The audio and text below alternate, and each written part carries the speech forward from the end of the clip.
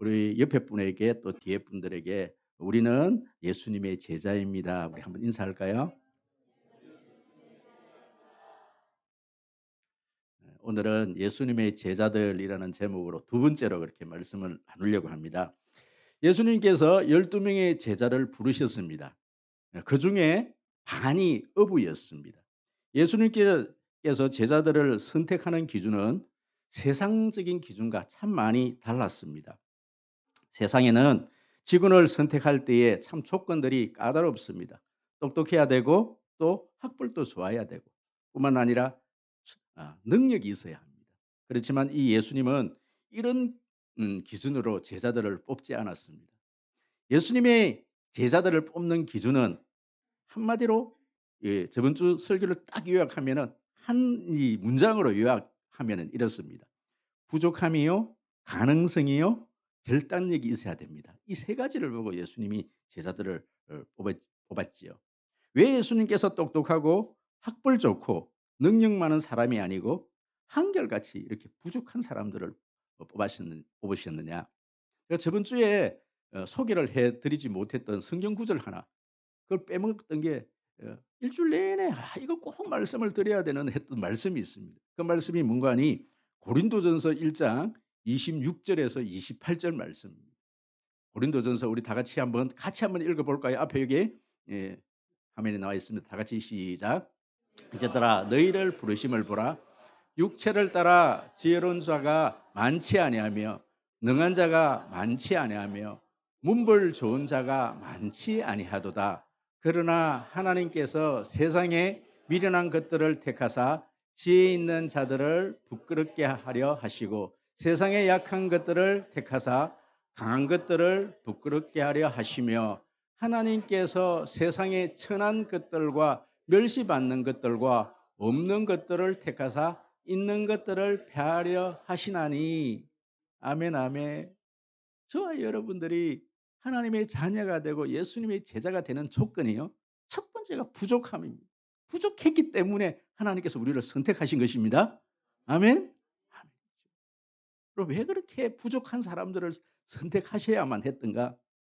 여러분, 똑똑한 사람을 뽑아 놓으면요, 자신의 그 똑똑함 때문에, 자신의 그 잘남 때문에 하나님의 영광이 드러나지를 않는 거예요. 하나님의 일하심이 드러나지를 않는 겁니다. 정말 이 사람은 정말 아닌데, 그런데 이 사람이 정말 하나님께서 이 사람을 만들어서 나중에 제자로 삼으시고 하나님이 일을 하시는 거 보면 '정말 하나님은 살아계시구나. 하나님이 하신 일이다.' 그럼 이것이 증거되어지기 때문에 그러합니다. 할렐루야.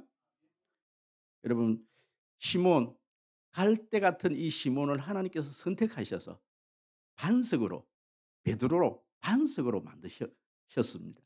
하나님께서는 약하고 약하딘 이 기도원을 선택하셔서 큰 영사로 그렇게 세우시는 것이지요.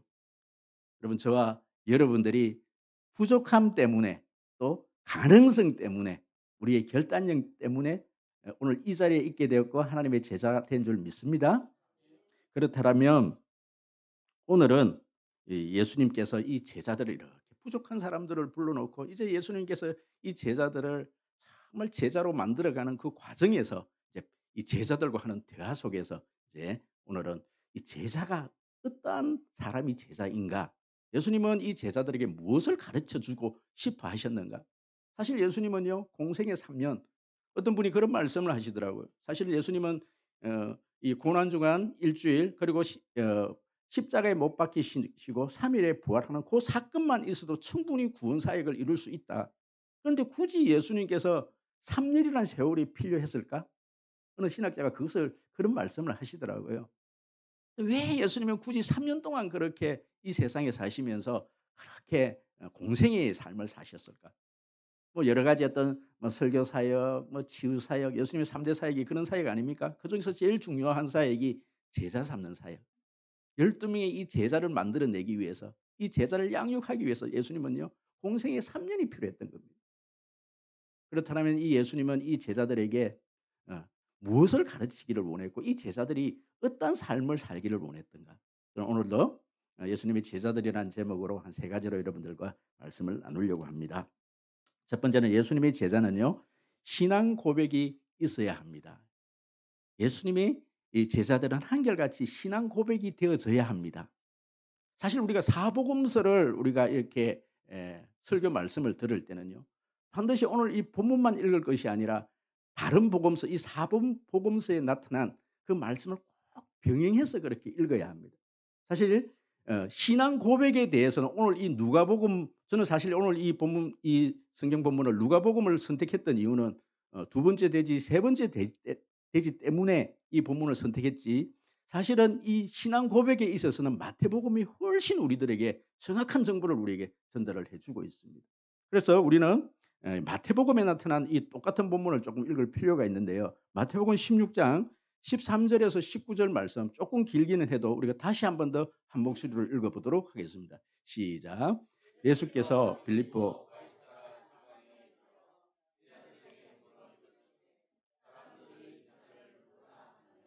이르되 들으는 세례 요한 들으는 엘리야 어떤 이는 에레미야라 중에 하나라 하나이다. 이르시되 너희는 나를 누구라 하느냐? 시몬 베드로가 대답하여 이르되 주는 그리스도시요 살아계신 하나님의 아들이시니이다. 예수께서 대답하여 이르시되 바요나 시몬아 내가 복이 있도다. 이를 내게 알게 하니는 혈육이 아니요 하늘에 계신 내 아버지시니라.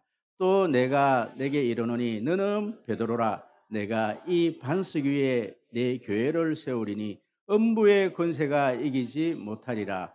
내가 천국 열쇠를 내게 주리니 내가 땅에서 무엇이든지 매면 하늘에서도 매일 것이요 내가 땅에서 무엇이든지 풀면 하늘에서도 풀리리라 하시고 여러분 누가복음과 이 마태복음을 비교해 보니까 확실히 다르지요. 여러분 여기 보시면 이 예수님께서 가이사랴 빌립보에 들어가서 제자들에게 묻는 거예요. 세상 사람들이 나를 누구라 하더냐 물었더니 이 제자들이 대답을 하는 거예요. 이것은 제자들의 대답이 아니라 세상 사람들의 대답입니다. 들어는 세례 요한이라고도 합니다. 들어는 구약의 엘리야라고도 합니다. 여러분 오늘 누가복음에는 없지만 마태복음에는 또 누구라고 합니까? 예레미야라고도 합니다. 여기도 예레미야가 더 추가가 되어 있는 거예요. 이렇게 어? 죽은 세례 요한이 살아왔다고도 합니다. 구약에 가장 유명했던 이 엘리야 선지자라고도 합니다. 이 세상 사람들이 그렇게 예수님을 향해서 그런 어떤 이야기를 한다라는 거예요. 그래서 예수님이 다시 묻습니다. 그렇다면 제자들에게 묻는 거예요. 너희들은 나를 누구라고 생각하느냐? 그때 예수님의 수제자 나이가 제일 많은 이 대표격인 이 베드로가 손을 들고 대답을 하는 것이지요. 주는 그리스도시요 살아계신 하나님의 아들입니다. 그랬더니 예수님께서 바요나 시모나 정말 백전짜리 대답을 했다. 대답 너무너무 잘했다. 이 대답이 얼마나 이 대답을 잘했는지 예수님께서 두 가지 약속을 하셔요. 천국의 열쇠 줄게. 네 고백 그 위에 고백입니다. 베드로 위에 아닙니다. 너 고백 위에 내가 교회를 세워 줄게. 교회를 세워 준대요. 그럼 교회 세우는 게 쉽습니까? 그런데 교회를 세워 주신다는 거예요. 그럼 참 고백이 참 중요합니다. 고백이. 이게 주는 그리스도시요. 여러분 주는 그리스도시요 살아계신 하나님입니다. 이 고백은 그리스도시라는 말씀은 주님은 나의 왕이십니다. 나의 구원자이십니다. 그리고 하나님의 아들이십니다. 예수님은 하나님의 아들이십니다. 여러분 이렇게 고백을 하는 거예요. 여러분 이 고백이 정말 중요합니다. 기독교에서 이 고백 빼버리면요 아무것도 아니에요. 여러분 이 고백이 저와 여러분 고백되어지기를 축복합니다. 여러분 왜 고백이 그렇게 중요하냐? 저는 요즘 젊은이들이 사용하는 이 어떤 용어들이 참 너무나 이해되지 않는 그런 용어들이 너무 많아요. 우리 젊은이들이 사용하는 용어 중에. 그럼 그중에 하나가 몇 단어가 있는데 요즘 근래에 제가 이렇게 TV를 보면서 도대체 저 뜻이 무엇이지? 여러분 썸 탄다라는 말 들어보셨어요? 우리 어른들 여러분 플러팅 들어보셨습니까? 플러팅한다. 플로팅, 플로팅, 플러팅. 보십시오. 발음도 제가 이 제대로 못하지 않습니까? 썸 탄다, 플러팅. 제가 영문과 출신인데 죄송합니다. 이 용어들이 정말 어려워요. 여러분 썸 탄다. 썸. 아니 뭐 알아서 하십시오 발음은.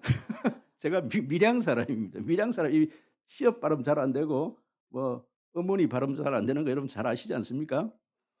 여러분 이 썸씽 이 썸이라는 것은요. 영어에서 썸씽에서 그렇게 유래가 되었더라고요. 약간 썸이라는 것은 약간 아닙니까? 어 이 영어에다가 타다 한국말을 붙여 놓은 거예요. 썸 영어에다가 한국말을 붙여 놓은 거예요. 썸 타다. 여러분 이 썸 타다라는 이 뜻이 뭐냐면은 남녀 간의 두 사람 사이에 약간의 감정이나 관계가 형성되어 있는 상태를 의미한다고 해요. 그냥 관계만 그냥 이렇게 좀 이렇게 느낌만 왔다 갔다 하는 상태. 그걸 무슨 상태? 예. 그겁니다. 썸 타는 거. 여러분 어 여기 썸 타는 분들 계십니까? 여러분 그런데 펄 플러팅, 플러팅. 여러분 플러팅이라는 이 단어는 무슨 뜻이냐. 여러분 이걸 보니까 이성에게 관심이 있을 때 자기 자신의 매력이나 자신의 관심을 행동으로 보이는 것. 이해되십니까? 아까 앞에 썸은 무슨 뭐요?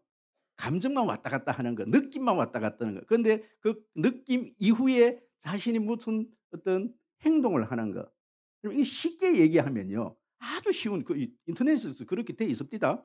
쉽게 설명하면은 끼부리다, 끼부리다. 여러분 우리 라면 먹고 "너 라면 먹고 갈래?" 이 부리는 거지요. 구체적으로 뭔가를 요구하는 거. 여러분 아 아무리 우리가 썸을 타고 플러팅 죄송합니다. 다시 한 번 더 발음. 플러팅. 플러팅을 해도 끼를 부려도 여러분 아무리 썸을 타고 끼를 부려도 우리 남녀 간의 어떤 연인 관계의 출발점이 뭡니까? 프로포즈죠, 프로포즈. 아니 프로포즈는 아직 아니에요. 벌써부터 프로포즈하면 안 됩니다. 아니 프로포즈는 지금 하면 안 되죠. 언제 해야 됩니까? 고백을 먼저 해야 되는 거죠. "내 닐 사랑한다." 그 사랑이 받아들여졌을 때 서로 연인 관계 속에서 어떤 연애가 되어지고 충분히 무르익고 난 다음에 뭘 해야 되는 거예요? 이 장로님이 그거 없이 프로포즈를 했기 때문에 지금 이 사태가 지금 일어나는 거죠. 충분히 연애가 되어지고 여러분 그 연애의 출발점이 뭐라는 겁니까? 고백에서 시작되는 "내 늘 사랑한다." 그런 고백이 그렇게 중요한 거예요. 지금 주는 그리스도시요 살아계신 하나님의 아들입니다. 이것은요 예수님에게 그 고백을 한 거예요. 이제 너는 이제 예수님의 제자로서 하나님의 아들로서 출발을 지금 하고 있는 거예요. 시작이 되어야 그다음 게 이루어지지요. 그런데 이 베드로의 신앙 고백이 왜 이렇게 더 중요하냐?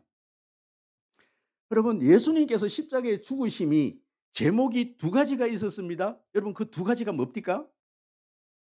하나는 신성 모독죄, 또 하나는 성전 모독죄입니다. 가장 큰 어떤 제목이 뭐냐면 신성 모독죄. 여러분 신성 모독이라는 것이 뭐냐면은 사람인 예수님께서 하나님의 아들이라고 얘기한다라는 거예요. 자신이 하나님의 아들이라고 얘기한다는 거예요. 신성을 신을 모독했다라는 겁니다. 여러분 예수님께서 이 성전에 들어가고 성전의 모든 기구들을 엎으시면서 짐승들을 내어 쫓으면서 이 성전을 헐어버리라. 내가 사흘 만에 다시 세우리라. 세우리라. 네가 이 성전을 헐어버리라. 여러분 성전 이스라엘 백성들에게 그렇게 이스라엘 백성들이 중요하게 생각하는 이 성전에 대해서 모독을 했다라는 거예요. 여러분 그때 그 당시만 해도 이 예수님의 당시만 해도 여러분 이 예수님을 하나님의 아들로 인정을 하지 않아요. 바리새인과 서기관과 이 종교 지도자는 예수님을 하나님의 아들로 인정을 하지 않습니다. 결국은 그것 때문에 예수님을 십자가 못 박아 죽여요. 그런데 지금 이 베드로는 지금 뭘 고백을 하고 있습니까?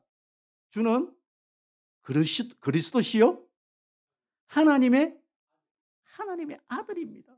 여러분 이것은 나중에 자기들도 이 예수님처럼 이 고백 때문에 죽을 수 있다라는 거예요. 그러니까 지금 이 베드로는요. 사실은 이 베드로 자기가 알아서 한 게 아니에요. 분명히 예수님께서 말씀하시잖아요. 이것을 알게 하신 것은 네 혈육이 아니고 네 부모로부터 배운 게 아니고 선생님으로부터 배운 게 아니고 누가 가르쳐 준 거라고요? 하나님이 가르쳐 줘서 네 입으로 지금 하는 고백이지만 이 베드로는 지금 그 고백이 자신의 그 어떤 정말 자기가 나중에 부활하고 하신 예수님을 만나고 했던 그 고백은 아니란 말씀이죠. 좀 이따가 또 이 베드로가 또 예수님을 부인하고 배신하고 막 그래요. 그렇지만 그 고백은 참 귀한 고백이다. 네 죽음을 각오한 그런 고백이다. 신앙의 출발점인 그 고백이다. 여러분 우리의 신앙의 출발점이 어디에서부터 시작을 하느냐? 하나님을 만남으로 말미암아 시작됨을 믿습니다. 예수 그리스도를 주는 그리스도시요 살아계신 하나님의 아들입니다. 이것을 믿음으로 말미암아 우리의 신앙이 출발됨을 믿습니다. 그렇다면 예수님의 제자는 또 어떠한 고백이 있어야 되는가? 예수님의 제자는요. 고난에 동참하겠다는 고백이 있어야 되는 겁니다. 오늘 이 말씀은 오늘 이 본문의 말씀이 참 좋은 말씀입니다. 21 절 22절 우리 다시 한번 읽어 볼까요? 다 같이 시작.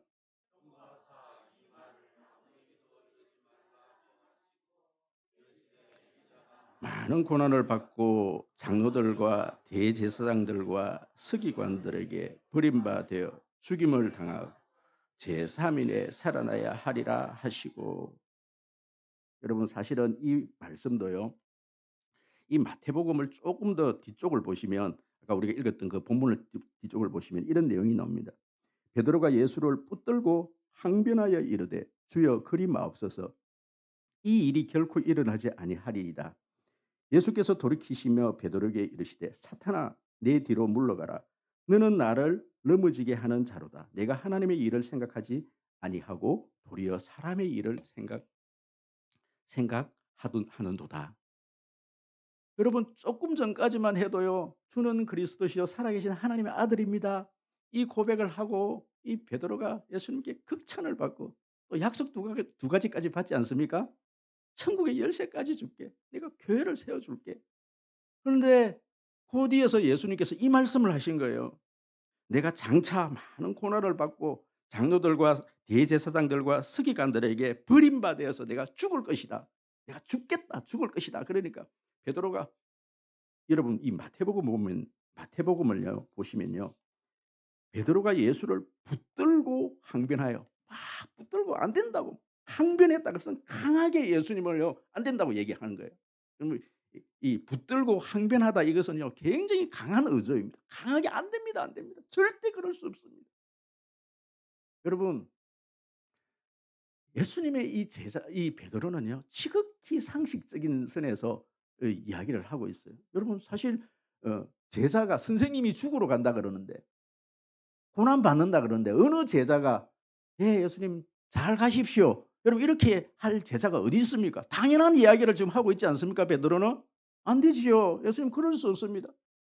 제가 그 일들을 맡겠습니다. 절대 그런 일이 일어나지 않도록 우리 제자들이 일어나지 않도록 하겠습니다. 지극히 상식적인 선에서 지극히 꼭 해야 될 말들을 이 베드로는 했습니다. 그럼에도 불구하고 예수님이 뭐라 그럽니까? "사탄아 물러가라. 너는 지금 사람의 일을 생각하고 하나님의 일을 생각하지 않는다." 여러분 여기서 하나님의 일과 사람의 일이 무엇입니까? 왜 베드로가 그렇게 조금 전까지만 예수님께 극찬을 받았다가 지금은 여러분 베드로가 사단이라는 것이 아니죠. 지금 베드로가 했던 그 말에 지금 베드로의 했던 생각이 그렇게 되어졌다라는 이야기지요. 그럼 왜 베드로가 이런 예수님께 큰 꾸지람을 받고 있습니까? 여러분 그렇습니다. 여기 보시면 마태복음 20 장과 마가복음 9 장에 보시면요. 그것도 이제 좀 비교해서 볼 필요가 있습니다. 이제 예수님께서 이제 십자가에 죽으시기 전에 이렇게 마가의 다락방에서 최후의 만찬을 그렇게 예 행하시지요.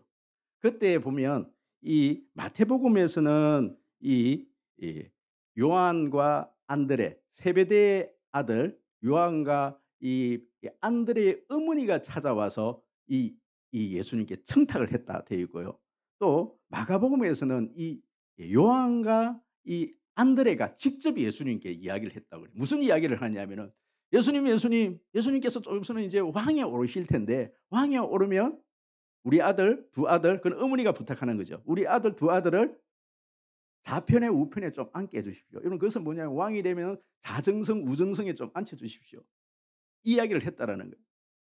여러분 그랬더니 이 제자들이 그것 때문에 왜 그런 이야기를 하느냐고. "나도 그 자리에 앉아야 되는데 너희들이 뭐냐고. 무엇인데 그 자리를 너희들이 앉아야 되느냐고." 서로 막 이 자리 다툼을 하는 이 제자들의 모습을 보게 돼요. 여러분 사람의 일이 뭐고 하나님의 일이 뭡니까? 지금 왜 이 예수님은 이 베드로의 이 절대 예수님 그러면 안 됩니다. 고난 받을 수 없습니다. 예수님 죽으시면 안 됩니다. 여러분 이 제자들은 예수님을 따라가는 목적이 지금도 따라다니는 목적이 여전히요. 이 예수님하고는 상관이 없어요. 그럼 예수님이 이 땅에 오셔서 예수님이 하시려고 하는 일은요. 인류를 구원하는 일입니다. 저와 여러분의 죄를 위해서 십자가에 달려 죽으시기 위해서 이 땅에 오신 것입니다. 예수님이 왕으로 오셨다. 그렇게 이야기하니까 이 제자들이 이해하기로는 정치적인 왕으로 그렇게 이해를 한 거예요. 여러분 예수님 당시에 예수님을 따라다니는 많은 사람들이 있었습니다. 어떤 사람들은 500 이내에 그 떡을 경험하고 난 다음에 '아 그 예수님을 따라다니면 평생 내가 먹고 사는 문제를 해결할 수 있을 것이다.' 먹고 사는 문제를 해결하기 위해서 예수님을 따라다녔습니다. 또 어떤 사람들은 예수님이 병자들을 일으키는 그런 모습들을 보면서 '아 예수님을 따라다니면 내 병이 고침을 받을 수 있겠구나.' 대부분의 많은 이 제자들은요. 어떤 목적으로 예수님을 따라다닙니까? 예수님이 왕으로 오셨다고 하는데 예수님이 왕이 되면 먹는 문제도 해결하고 큰 권력을 가지면 내가 그 권력에서 큰 자리 하나를 차지할 수 있을 것이다. 예수님은 여전히 거기에 관심이 있는 거예요. 그러니까 이 베드로가 예수님이 죽으시면 안 되는 거예요. 고난 받으시면 안 되는 거예요. 왜요? 예수님은 왕으로 이 세상의 왕으로 등극을 하셔야 되는 거예요. 그래서 베드로의 목적은 예수님이 왕으로 오르셔야 됩니다. 베드로의 관심은 여전히 아직까지도 세상적인 그런 관심. 그래서 너희들의 하나님의 일을 십자가에 죽으시는 내 어떤 고난받는 거기에는 관심이 없고 오로지 그들이 관심이 있는 것은 어떤 자신의 어떤 높은 자리 거기에 관심이 있다. 먹는 문제, 병 고치는 문제 이런 문제에만 급급해 있다라는 거예요.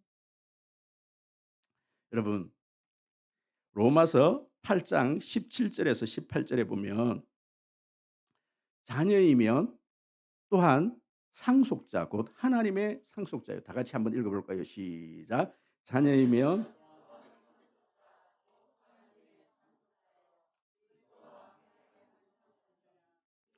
그와 함께 영광을 받기 위하여 고난도 함께 받아야 할 것이니라. 아멘, 아멘. 여러분 저와 여러분들이 하나님의 자녀가 되었습니다. 할렐루야. 우리가요 양자되었다 그렇게 얘기하잖아요. 그러면 좀 한국적인 정서에서는 이 양자라는 이 개념이 이렇게 실감이 나지 않아요. 뭐 양자되어도 뭐 큰 굉장히 구박이나 당하고 뭐 다른 집에 뭐 입양이 되어서 뭐 양자가 되면 뭐 구박이나 당하고 뭐 재산 문제 때문에 천덕꾸리가 되고 그런 어떤 한국적인 정서에서 이 상속자의 개념이 우리에게 와닿지를 않아요. 그런데 여러분 저 로마 시대 때 여러분 막 이렇게 영화 같은 데 보시면 왕의 양자가 되고 이 모세 시대도 마찬가지입니다. 모세가 이렇게 양자가 되었지 않습니까? 바로 공주의 아들로. 이 양자가 된다는 것은요. 왕권을 이어받을 수 있고 모든 권한들을 다 이어받을 수 있는 것이 양자됨입니다. 무시무시한 어떤 힘을 가지는 것이죠. 저와 여러분들이 하나님의 양자되었고 상속자가 되었습니다. 할렐루야. 예수님이 께서 가지는 그 모든 영광들을 우리가 다 누릴 수 있고 다 가질 수가 있다라는 거예요. 그런데 그 영광과 그 어떤 영광을 누리고 싶은데 뭐는 받기 싫어요? 고난은 받기 싫은 거예요. 십자가는 받기 싫은 거예요. No pain, no crown. 고통 없이는 밀려감도 없습니다. 그럼 우리가 인생에서 예수님이 고난 받을 때 그럼 그 고난에 함께 동참하지 않으면요. 여러분 죽지 않으면은 그럼 부활도 없는 거예요. 함께 죽지 않으면. 같이 고난받지 않으면 영광도 없는데 우리는 계속해서 영광만 바라고 있더니 신앙생활이라는 것은요. 고난도 함께 받는 것입니다. 제가 참 이 이야기가 참 좀 올드하고 좀 여러분들이 좀 유치하게 생각할 수도 있지만 제가 이 이야기를 좀 들려 드리고 싶습니다. 어떤 두 친구가 산길을 걷고 있었습니다. 그런데 갑자기 곰이 나타났습니다. 한 친구는 몸이 빨라서 재빠르게 그 나무 위에 올라간 거예요. 그런데 한 친구는 굶떠서 나무에 올라가지 못하고 어쩔 줄을 몰라 하다가 곰이 다가오니까 그냥 땅바닥에 누워서 죽은 척을 한 거예요. 곰이 와서 곰은 이렇게 죽은 시체는 먹지 않습니다. 킁킁거리면서 뭐 이렇게 귀에다가 뭔가를 속삭이고 있는 듯이 막 킁킁거리고 있다가 이 곰이 이제 이렇게 저 멀리 이렇게 가버리는 거예요. 그래서 나무에 있던 이 친구가 내려와 갖고 그 친구에게 묻습니다. "곰이 뭐라고 하더냐고." 곰이 그럼 안 묻습니다. 그렇지만 이야기입니다. 그랬더니 그 친구가 하는 말이 "위기에 처했을 때 도망가는 친구하고는 사귀지 말라 그러더라." 얘기를 한 거예요.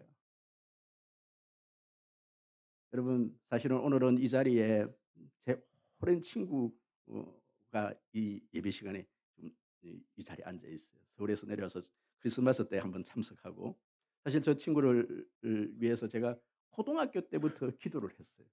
기도를 했는데 지금 그 옆에는 이제 미국에서 은퇴하셔서 이제 같이 사업을 하시는 목사님도 옆에 앉아 계셔요. 근데 이 목사님을 만나고 같이 사업을 하면서 오늘 이 자리에 앉아 있는 거예요. 할렐루야. 그런데 어젯밤에 인제 같이 식사를 하고 친구가 자꾸 서울로 올라가려고 그러는 거예요. 친구 앞에서 내가 설교 잘 못할까 싶어서. 그런데 옆에 있는 목사님께서 "아니 무슨 소리를 하느냐고. 우리 예배 참석하고 가야지." 그래서 이게 오늘 참석한 거예요, 숙소에서. 친구 앞에서도 제가 충분히 설교할 수 있습니다. 할 수도 있을 뿐만 아니라 저는 오늘 저 친구가 정말 예수를 만났으면 좋겠습니다. 뿐만 아니라 목사님 통해서 제가 어저께 목사님에게 그런 부탁을 했어요. 목사님 같이 일을 하면서 일 주일에 한두 번씩 양육을 시켜 달라고.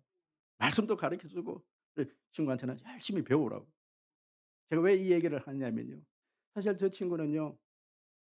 고등학교 때부터 정말 어려울 때마다 함께 했던 친구입니다. 너무나 소중한 친구입니다. 예수를 이때까지 몇 년 전까지만 해도 믿고 있지 않았지만 저는 항상 그 친구를 위해서 기도할 때 하나님 자녀 되기를 원합니다. 그렇게 몇십 년 동안 기도했던 친구입니다. 여러분 정말 여러분들 주위를 한번 돌아보십시오. 나에게 어떠한 친구가 있는지. 정말 어려움을 한번 당해 보면요. 진짜 친구가 남습니다. 정말 그 어려움을 당했을 때 교회가 어려움을 한번 당해 보면 진짜 성도가 남듯이 여러분 삶 가운데 큰 어려움을 당했을 때 어떠한 사람이 여러분들의 친구가 되어지는지. 여러분 no pain no crown. 고통 없이는요 영광도 없습니다. 우리가 예수님의 그 고난에 함께 동참할 수 있는 저와 여러분 되시기를 주의 이름으로 축복합니다. 마지막입니다. 세 번째 이 예수님의 제자는요. 자기 부인을 하고 자기 십자가를 지는 사람입니다. 누가복음 9장 23 절에서 24절 우리 함께 읽어 보도록 하겠습니다. 다 같이 시작.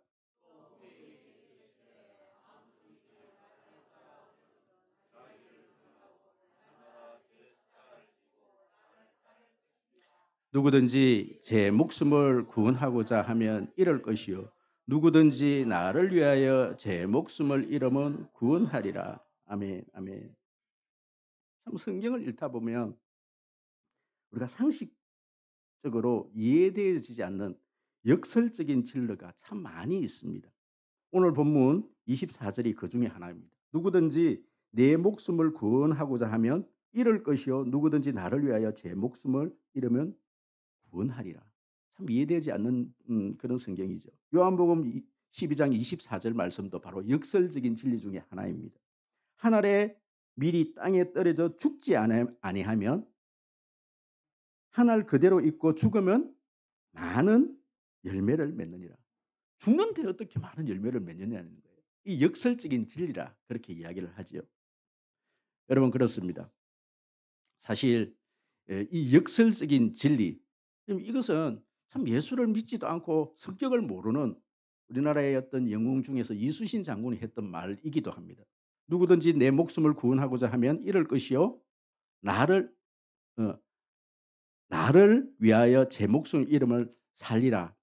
여러분 이것을 한문으로 하니까 즉 필사즉생, 필생즉사. 죽고자 하면 살 것이요 살고자 하면 죽을 것이다. 우리에게는 아직 12척의 배가 남아 있습니다. 이 말이 참 이수신 장군의 유명한 말이지요. 근데 이 이수신 장군은 성경도 그때 보지 않았는데 이 진리를 어떻게 깨달았을까요? 일반적인 사람도 여러분 이런 역설적인 진리를 깨닫는 사람들이 참 많이 있습니다. 그렇기 때문에 영웅이 될 수 있는 거지요. 여러분 그렇습니다. 죽어야 산다는 원리. 죽어야 살 수 있습니다. 한 알의 밀알이 땅에 떨어져 죽는다. 여러분 껍질이 죽어야 되지요. 한 알의 밀알이 껍질이 죽어야만이 안에 있는 알맹이가 다시 살아날 수가 있는 겁니다. 몸이 죽어야 우리 몸이 죽어야 영이 다시 사는 겁니다. 여러분 이것이 역설적인 진리지요. 그래서 여기서 보시면 죽는다는 의미에서 자기 부인이라는 것이 죽는다는 의미인데 자기 부인이라는 것이 뭐냐는 거예요. 이게 보니까 이 선교사님 이용규 선교사님에서 내려놓음이란 책에 참 이 내려놓음이라는 이 책 속에서 이 자기 부인에 대해서 굉장히 잘 설명한 내용을 제가 한번 인용을 해 드려 보도록 하겠습니다. 100 원짜리 동전을 양손에 꽉 쥐고 있는 아이에게 1,000 원짜리 아이스크림을 주려고 하니 손이 없다. 손을 꽉 움켜 쥐고 사는 사람은 하나님이 주시는 그 축복을 받을 수가 없다. 다 내려놓고 그 손을 벌릴 때 주님의 은혜와 복이 임하기 시작한다. 여러분 내 생각, 내 비전, 내 계획, 내 편견, 내 고정관념, 그럼 내 노력 이것을 꽉 붙들고 사는 사람들은요. 하나님의 은혜가 임할 어떤 여지가 없는 거예요. 내가 다 하는 거지. 나를 완전히 내려놓아야 돼. 완전히 다 내려놓는 거예요. 이게 자기 부인입니다. 예수님께서 자기 부인을 하셨는데 어떤 자기 부인을 하셨느냐면요. 겟세마네 기도 동산에서 정말 이 땀이 피가 되도록 핏방울처럼 떨어 내리는 어떤 그 고통을 당하면서 기도를 하지 않습니까? 그 기도의 이 기도의 내용이 무엇입니까? 하나님 나는 육체적인 몸을 입고 있기 때문에 나의 뜻은 할 수만 있다면 이 십자가를 지지 않도록 해 주십시오. 하지만 나의 뜻대로 마옵시고 하나님의 뜻이 이루어지기를 원합니다. 하나님이 이 잔을 옮겨 주실 수 있으면 옮겨 주십시오. 하지만은 내가 이 잔을 마셔야 된다면 이 잔을 마시게 해 달라고. 여러분 이 잔을 마신다는 것은 예수님께서 십자가 지시는 거예요. 예수님은 자신의 뜻은 할 수만 있다라면 십자가를 안 지는 거예요. 그렇지만 예수님은 다 알고 계셨어요. 십자가를 져야 된다는 사실을. 하나님께서 나를 보내신 이 땅에 보내신 목적이 십자가 지는 것이기 때문에 그렇게 겟세마네 기도 동산에서 기도하시면서 내 힘으로는 할 수 없으니까 하나님 이 십자가 질 수 있는 힘과 능력을 나에게 주옵소서. 여러분 이렇게 기도를 한 것이죠. 자기 부인이라는 것은 뭐냐면은 내 뜻을 내려놓는 겁니다. 내 계획을 내려놓는 겁니다. 하나님의 뜻이 내 삶 가운데 이루어지게 해 주시옵소서. 여러분 그것이 자기 부인입니다. 오늘 이 성경에 보면요. 자기 부인뿐만 아니라 자기의 십자가, 각자 자기의 십자가를 지고 나를 쫓아. 여러분 여기 보시면 예수님의 십자가를 쫓아라. 지고 쫓아라. 예수님이 지신 십자가를 지고 쫓아라. 그 말씀을 하시지 않아요. 누구의 십자가? 자기 십자가. 자기에게 놓여진 그 십자가를 지고 따라라는 거예요. 여러분 예수님의 제자들 보시면 유세비우스의 교회 사례 보면 이 12 제자가 어떻게 죽었는지에 대해서 쭉 설명을 하고 있습니다. 거기에 보시면 이 베드로는 로마에서 전도하다가 십자가를 거꾸로 지고 죽습니다. 또 안드레는 헬라에 가서 전도를 하다가 십자가에 줄로 매달려서 그렇게 죽었다고 합니다. 야고보는요 헤롯에게 목베임을 당해서 죽었습니다.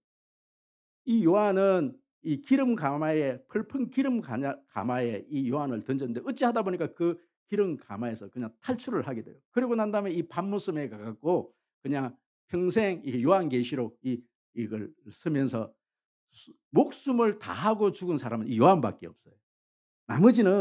나머지는 빌립은 소아시아에서 전도를 하다가 기둥에 매달려 죽었습니다. 바돌로메는 알마니아에서 전도를 하다가 거꾸로 십자가를 지고 죽었습니다. 의심 많은 도마는 인도에 가서 전도를 하다가 창에 찔려 죽었습니다.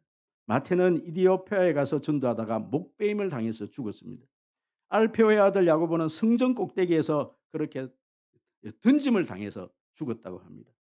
가나안의 시몬은 애굽에서 전도를 하다가 활에 맞아서 죽었다고 합니다.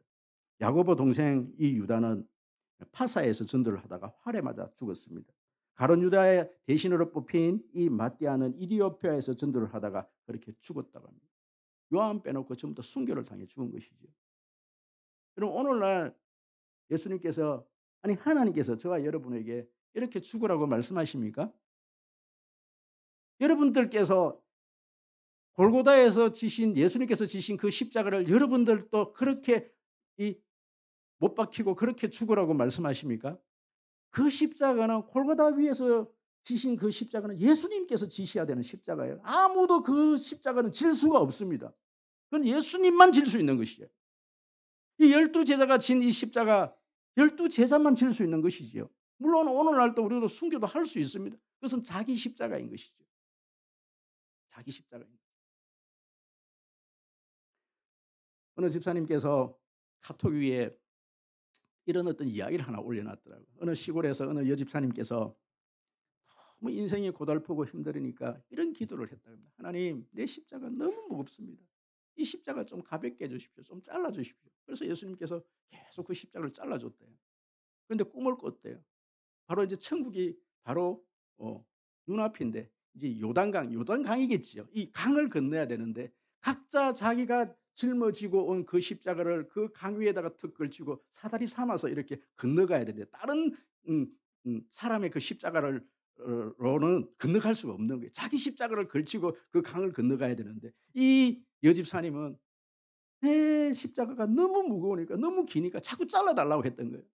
그래 잘라달라고 해서 그 요단강 앞에서 보니까 이 십자가 짧아서 그 강에 걸칠 수가 없는 거예요. 펑펑 울다가 잠이 깼다라는 거예요. 여러분, 여러분들이 지고 있는 십자가 너무 무겁습니까? 한편 너무 무거워요. 우리 자식들 이 십자가 너무 무겁습니까? 좀 자르고 싶습니까? 나한테 십자가. 목사로서는 목사로서의 십자가가 있고 우리 장로님은 장로님들에게 개인 십자가가 있는 거예요. 가장은 가장으로서의 자신에게 주어진 그 십자가가 있는 거예요. 너무 무겁습니까? 잘라 주십시오. 그렇게 기도하고 싶으세요? 천국 못 들어간다니까요, 그 십자가. 물론 이것은 이야기입니다. 여러분 오늘 이 찬양 드리면서 예배를 그렇게 좀 이제 말씀을 좀 마무리를 하려고 하는데요. 여러분 이 가사를 한번 생각하면서 한번 좀 불렀으면 좋겠습니다. 모든 사람들은 늘 자신이 겪는 고난이 최고 큰 고난이라 생각하고 늘 무겁다 이렇게 이야기를 합니다. 하지만 반드시 하나님은요. 그 어떤 고난 뒤에는 반드시 하나님께서 주실 축복이 있는 줄을 믿고 오늘도 하루도 승리하시는 여러분 되시기를 주의 이름으로 축복합니다.